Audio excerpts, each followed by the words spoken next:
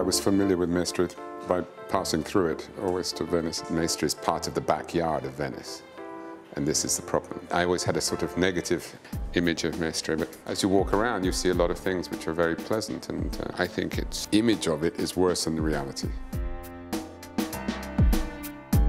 In terms of the site, of course, I think it's a really fascinating site and could really help re-energize this area. Physically and socially, there's a lot of elements which are working. Maybe the totality isn't quite working. I don't think a museum can turn everything around. However, a community that decides to build a museum, it's always a good sign. A museum has a serious role as a public building. A museum is for citizens more than tourists. So the first thing is that it should be built for the people of the place. I think if it's done well, then tourists will come. But tourists also will leave. So you have to, first of all, your audience must be the local people.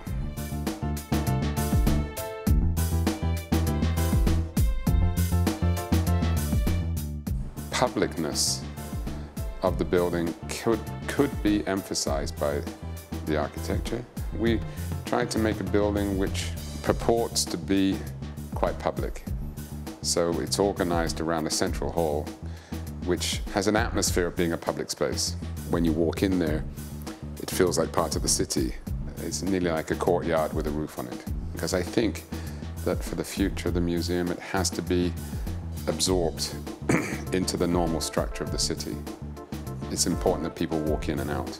You know, even if you don't want to go to the museum, or you just want to have a coffee, or you want to meet a friend, or something like that. So I think it's important that the building has a certain balance between being special and normal. This museum, it won't be a museum of objects, but it'll be a museum of stories.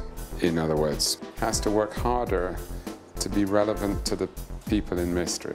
So it has to offer something else. Clearly the temporary exhibition will address that problem, and also the activities that go on it. The museum has to be generalized. It can't just be a sort of the type of building you go to 3 times in your life. You know, once when you're a child, once when you have children, and once when you take your grandchildren. The museum has that danger. In a case like this, I think it's got to be a sort of cultural center, to have events and those things. Then it can do something to the life of the city.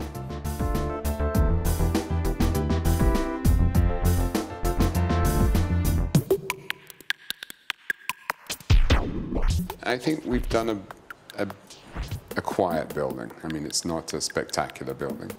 I think its quality's organization. I mean, I think it's well organized. I mean, we've done a museum project which works very well. We've come up with a nice plan. In terms of the section, it's also very clear. You know, you have the retail and the public things on the ground floor, and the theater, the auditorium. Then you have 2 permanent floors, and then you have the temporary exhibition. So the changing exhibition, which attracts most people, brings people up. And from an urbanistic point of view, we really concentrated on compacting the building.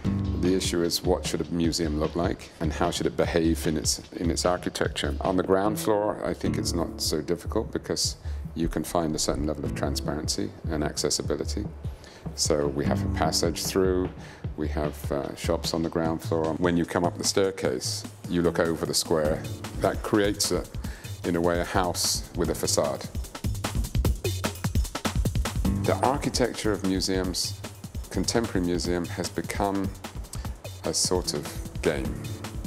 It's an opportunity for architects to be very inventive.